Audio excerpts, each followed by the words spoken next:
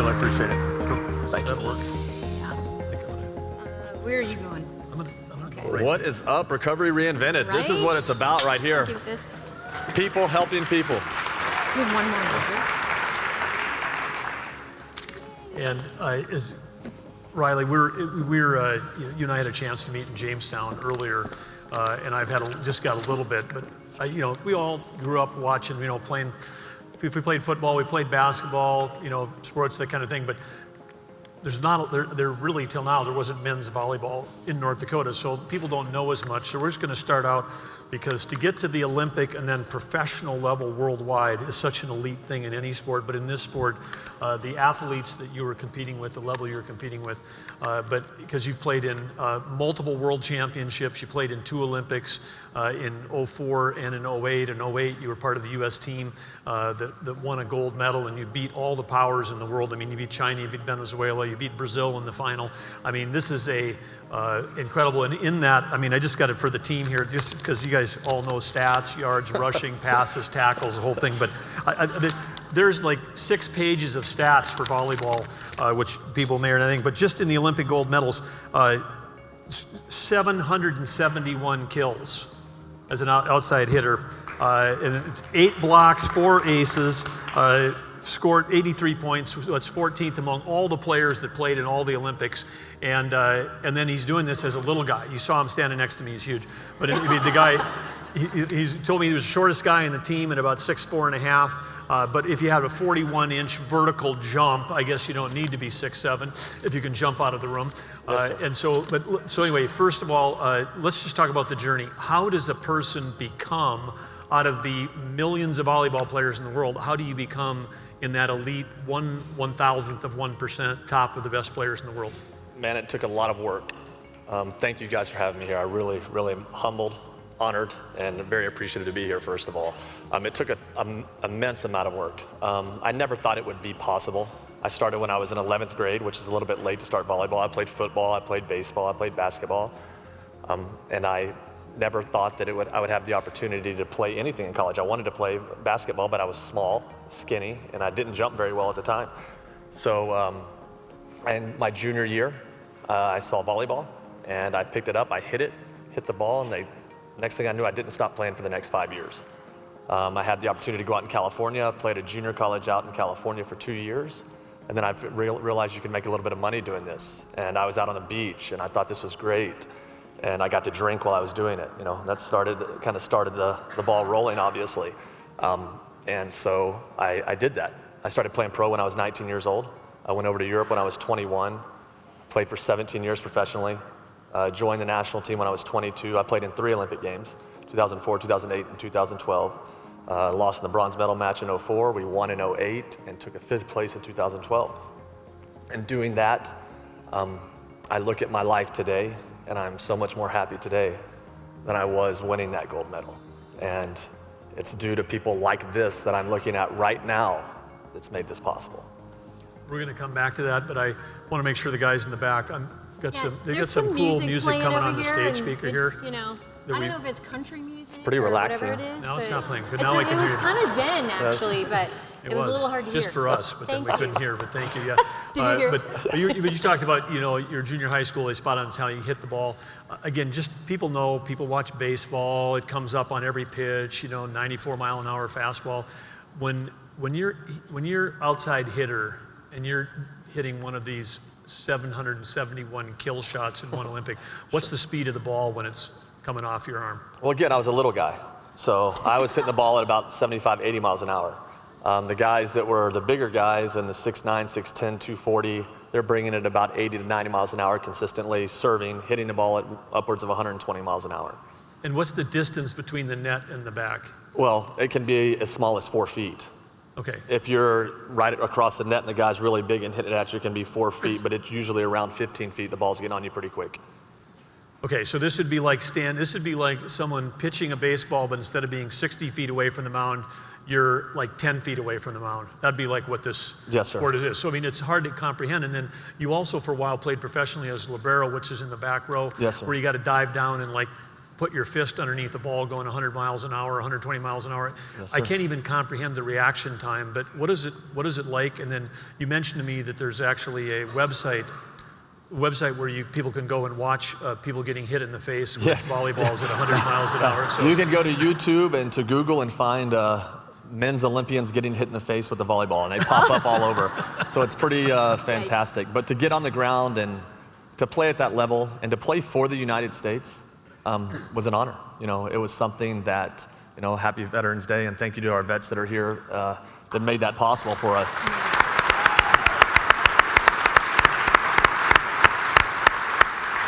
To compete at that level, though, is something that until you're doing it, you don't realize the significance of it. You don't realize how important it is until you're 10 years removed from it and you look back at those videos and you go, whoa, that was me.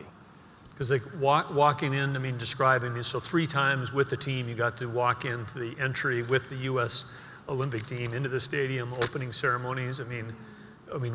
What's the emotion when you're doing that? I actually only walked the first time in 2004. In 2008, I had a torn meniscus, so I was actually high on hydrocodone during the opening ceremonies.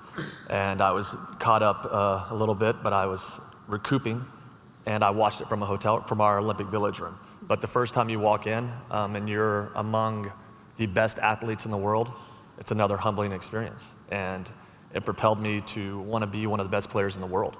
And being around such guys that were there were Tim Duncan, LeBron James, Richard Jefferson, to name a couple more. It was an unbelievable adventure, and to get to hang out and talk with those guys and to be compared to those guys and realize that we are comparable in the athleticism that we display was something very unique and very special. Wow, so I can't even imagine a life like that, and we did decide to do that little chest bump, but I seriously need to work on my vertical. But so tell us how you started down your path of your struggle with the disease of addiction. Well, I believe I was probably born an alcoholic. I believe that might have been, it's in my DNA on both sides of my family. It runs rampant.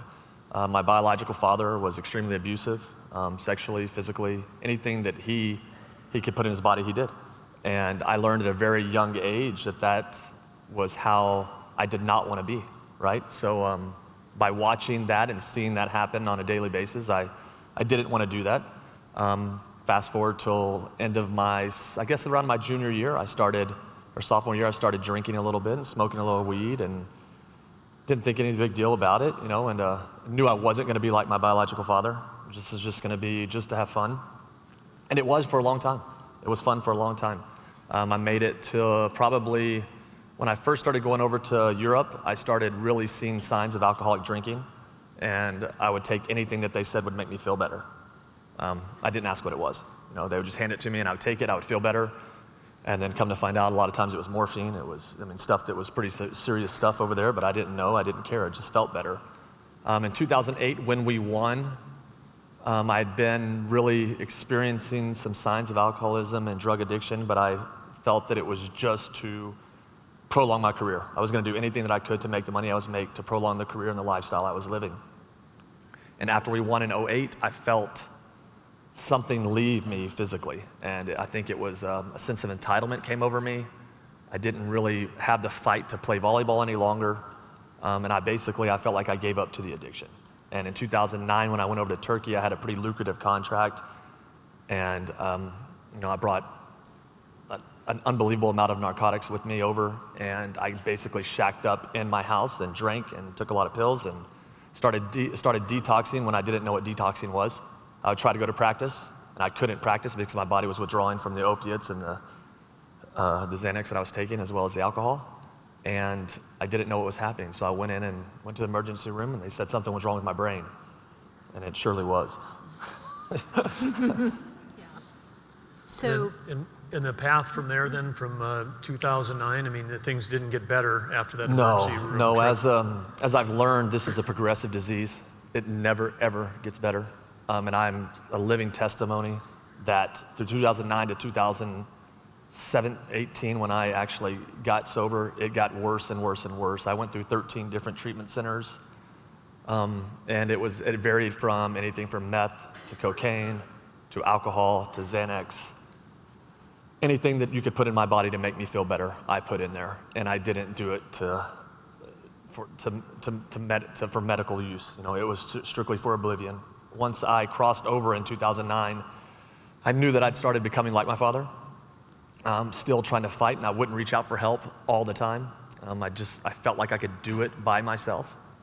I felt that I could beat this thing by myself because I was unique, and I was going to be the one guy that could do it, because I won a gold medal from a junior college that no one else in the world had ever done. I'd played professionally since I was 21 years old. I'd done all these great athletic things. I felt I could do this on my own, and I couldn't. It's one fight that I could not do, and I was really close to losing. So, and then you were in a sport at a professional level where there's drug testing, and you're, like you said, putting a lot of different things in your body. But you weren't not only not asking for help, but you must have been trying to hide usage from all those people around you as well. Yes, sir. The substance I was using on the team was not technically illegal. As long as I had a prescription, I could use it.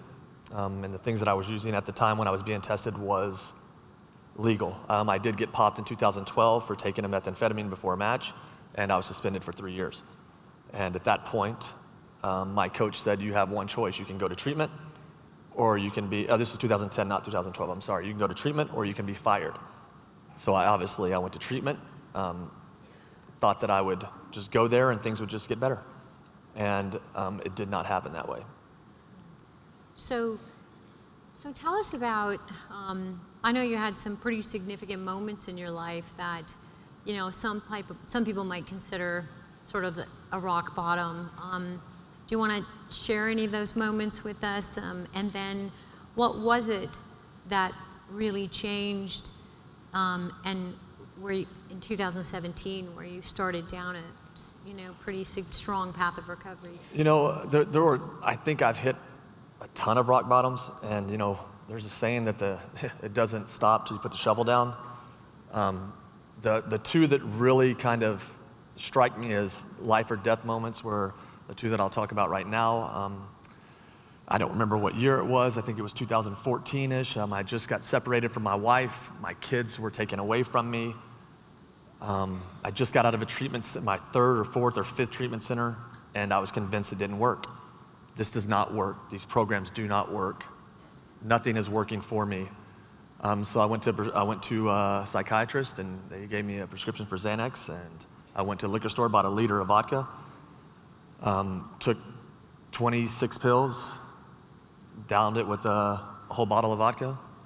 And I remember before I blacked out, I didn't want to wake up. And I'd had that feeling for some time. I didn't want to wake up. I hoped that God would take me because my wife and my kids would be better off without me. And I felt that that would be the best solution. And I know that there's people out there that have that feeling. And if you are feeling that, I'm here to tell you there is a better solution. And fortunately, I woke up. When I woke up, I called 911. I couldn't breathe. The nurse got me into the ambulance. They gave me some medicine. I came to, and by the time we got to the hospital, she had informed me that they had lost somebody that had taken half of what I took the night before and drank half of what I drank, and he was no longer with them. And that it stopped me for a month. That wasn't enough still. You know, the addiction was still in there. I hadn't surrendered. I hadn't given up. I hadn't given my life over to a higher power. I hadn't done any of that stuff. I still felt I could do it. And then 2018, just under 2 years ago, I was my addiction had been at an all-time high. I was going to about $400 a day on opiates and drinking, and nothing was working. I got to sitting on the end of my bed, and I was watching my son. My wife had let me back into the house. I was watching my son, and he was sick. He had 104 fever, and I can remember just staring at him, and I opened up where I hid my vodka, and I had about that much left, and I had 3 pills left. I put them in my mouth, and I drank. And I drank that whole whatever was left. I remember just downing it, not tasting it, just not feeling it, just burning down. And I was like, okay, I'm going to wait 30 minutes. And usually by 30 minutes, something would happen. Nothing happened. And I remember thinking, I have to go get some heroin. That's the only thing I haven't tried, and that's the only thing that's going to help me. And by God's grace, I ended up picking up a phone and calling my mentor, and he said, "Are you done?" And I said, I'm gonna die. I'm going to die with my son staring at me right now. And he said, "I'll be over there to get you in 20 minutes. And he took me into a treatment center, and I did not want to be at that treatment center. And he said, "You're gonna shut up, and you're gonna sit there, and you're gonna do everything they say. You're not gonna manipulate your way through the system like you've been doing the past 10 years. You're gonna sit there and listen." And I finally did that.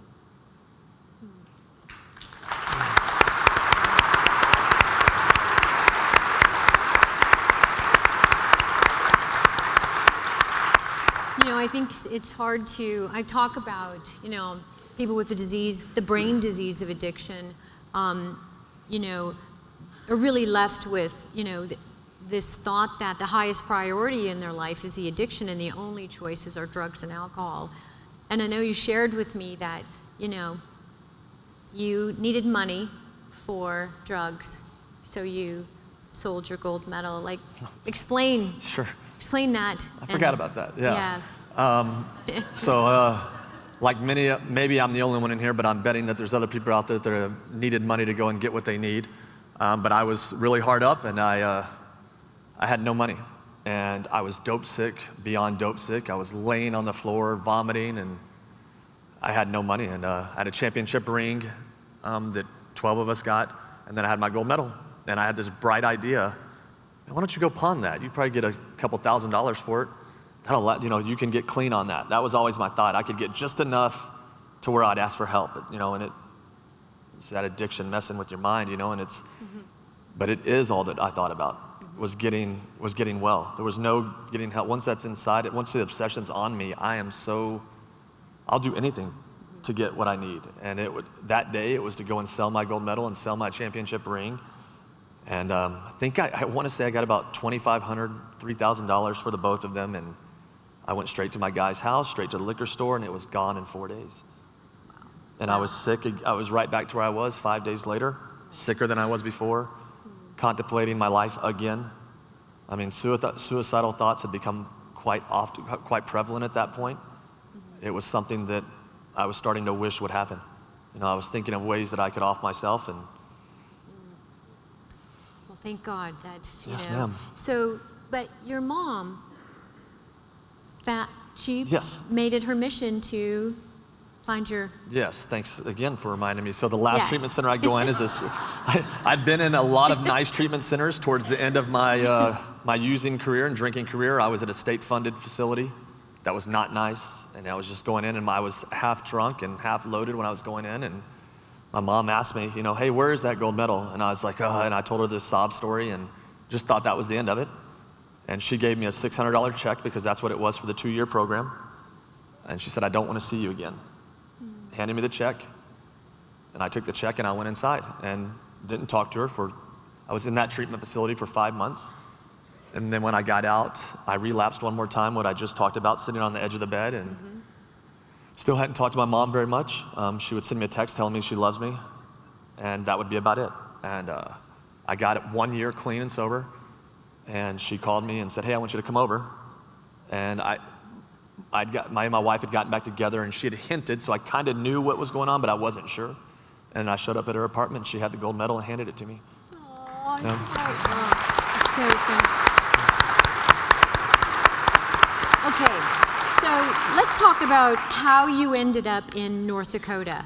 Explain that to us. So I was 5 months sober, very scared of relapsing, very scared of not knowing how to live without drugs and alcohol. And my mentor said, I applied for this position at the University of Jamestown, head men's volleyball coach. First time ever they were having a program. And so they flew me up here. We had an interview. They flew me up there. I sat down with President Peterson, and I told her about 75% of my story. As we like to do, we leave out little bits of the important things that, like 13 treatment centers. Yeah. I couldn't go a day without using drugs. I left that out, but I did tell her I was living a life of recovery, and that I believe God had me sitting in her office for a reason. And that reason was to help young men and young women in volleyball and in life. We had about a 30-minute conversation. Got up, she hugged me. and I was hired later on that day. It was surreal to say the least, and I don't really talk about monetary developments or anything like that, but I had about -$6 when I flew up there, and I had no way to eat, and they took me out to eat, and they took care of me, and I told them I didn't have any money. They let me put stuff on the hotel room, and it was just, I knew I needed to be there. I knew that was the place where I wanted to be and where God was going to put me. And so they hired me, and we are now over a year in. I recruited 20 young men to come out there and play volleyball, and we are now, since August, we've been training since August, and they had a practice this morning, and I got an update. They all did very well, and I'll be back this evening for our evening practice, and we'll start competing in February. Isn't that fantastic?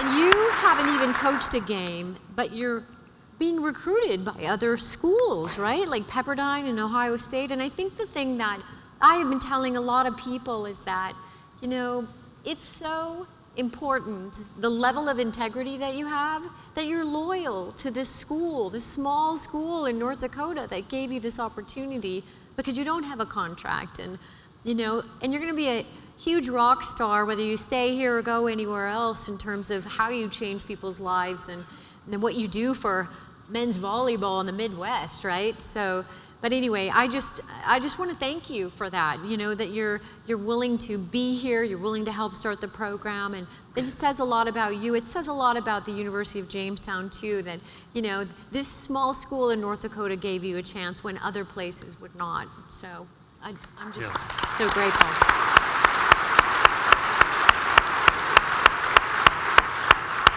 Is there anything you'd like to say now? Because I know I'm kind of hogging the opportunity to ask questions. I think it's a great point, because we talk about recovery, being a team sport. We've today talked a lot about workplaces and supportive environments, and I think again, employers that are willing, like the University of Jamestown, to be a second chance employer, can not only change the lives of one individual, like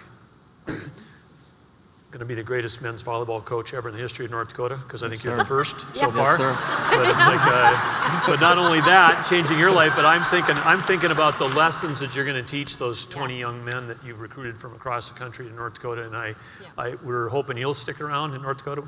We hope everybody you recruit here sticks around. But yeah, absolutely. And you know what? It's so cool too that you're willing to engage in the community through jail meetings and meeting with people in the prisons, and potentially maybe you already are working with Adam with F5, and that's just so important for our community, and we're so grateful for that. It's I feel that if a person who has a gold medal and played at the highest level can struggle with this disease forever and contemplate suicide, I know there's a lot of people out there that have this, and I want anybody that feels that they struggle with it to be able to come and talk to me personally. And that's how I am, and that's how I'm with my 20 young students. I want to help people. I want to be of service in the community. I want to end the stigma that goes along with this, because I think together we can.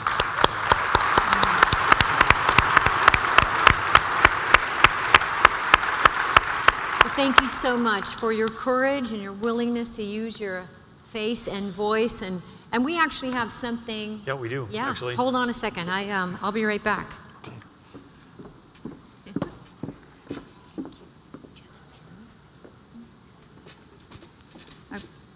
I've got the other half of that. Oh, sorry. Okay, you do? But we Awesome. don't really want to be like complete fanboy and girls. Yeah, but we don't want to be complete dorks. Neither of us but have an autograph. We do from not Absolutely. have Gold an medalist. autograph volleyball by an Olympic gold medalist. We do not have that, right?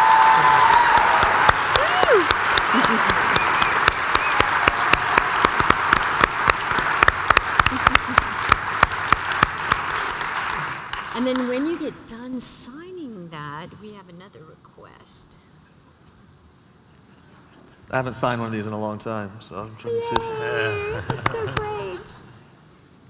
So we know Awesome. you're still getting to practice with your team, and Yeah. and we think that the front row is about the same as the back row. Yes. So Catherine used to play a little ceiling. She thought she's just going to do a Set me up. set it up, and then you just spike Right it in out there? there. All right. And then raise. Which one of you Oh, gonna she's ready. catch. She's ready right Raise there. your, raise your hand. Okay. Raise your hand if you're ready to do it. Yeah, because I'm coming right there. It's not going to be super hard, but be ready. No, I was just kidding. I don't want anyone to get hurt. no, but Oh, this is I was ready to do it. And then how do you pronounce that? Tachikara. Tachikara. So there's a joke in the thing, right? Because when this hits you in the face, It leaves a mark, a leaves tattoo. a mark, and then it's Tachikara spelled backwards. Yes, sir. Right. Okay. Anyway, that's what happens if you're a pro. So So we're not actually going to do we're not this. going to have that Yeah, happen we were in just the kidding. front row. But anyway, I was ready. Yeah. we didn't want to lose our, now signed by Olympic gold medalist ball. So anyway, okay. Well, listen, it's Yes. fantastic what you're doing. Thanks for sharing your story. Thanks for being a face and voice of recovery. Thanks for what you're doing here in North Dakota, and thanks for being at Recovery Reinvented. Thank you for you and your team being so hospitable. I really appreciate it. Thank you. thank you so much.